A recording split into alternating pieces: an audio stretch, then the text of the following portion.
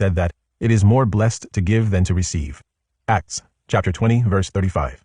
One meaning of bless is to confer happiness or prosperity upon. Does helping others really confer happiness or prosperity on the helper? I know of no evidence showing that altruists gain money from their altruism, but the evidence suggests that they often gain happiness. People who do volunteer work are happier and healthier than those who don't. But as always, we have to contend with the problem of reverse correlation. Congenitally happy people are just plain nicer to begin with, so their volunteer work may be a consequence of their happiness, not a cause. The happiness as cause hypothesis received direct support when the psychologist Alice Eisen went around Philadelphia leaving dimes in payphones.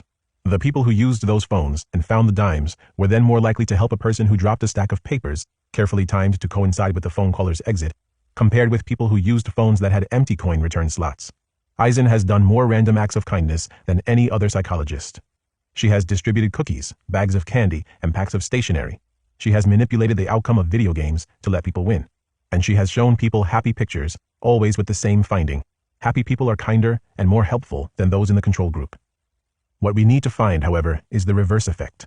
That altruistic acts directly cause happiness and/or other long-term benefits. With its exhortation to give blood, all you'll feel is good. Is the American Red Cross telling the truth? The psychologist Jane Pilyavin has studied blood donors in detail and found that, yes, giving blood does indeed make people feel good, and good about themselves. Pilyavin has reviewed the broader literature on all kinds of volunteer work and reached the conclusion that helping others does help the self, but in complex ways that depend on one's life stage. Research on service learning, in which mostly high school students do volunteer work and engage in group reflection on what they are doing as part of a course, provides generally encouraging results. Reduced delinquency and behavioral problems, increased civic participation, and increased commitment to positive social values. However, these programs do not appear to have much effect on the self-esteem or happiness of the adolescents involved.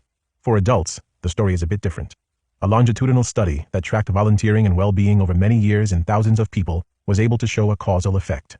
When a person increased volunteer work, all measures of happiness and well-being increased on average afterwards, for as long as the volunteer work was a part of the person's life. The elderly benefit even more than do other adults, particularly when their volunteer work either involves direct person-to-person helping or is done through a religious organization. The benefits of volunteer work for the elderly are so large that they even show up in improved health and longer life. Stephanie Brown and her colleagues at the University of Michigan found striking evidence of such effects when they examined data from a large longitudinal study of older married couples.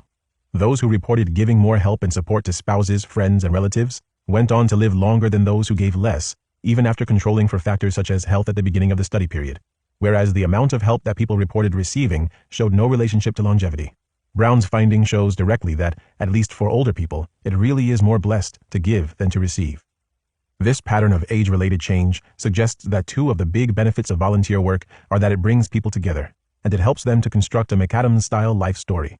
Adolescents are already immersed in a dense network of social relationships, and they are just barely beginning to construct their life stories, so they don't much need either of these benefits.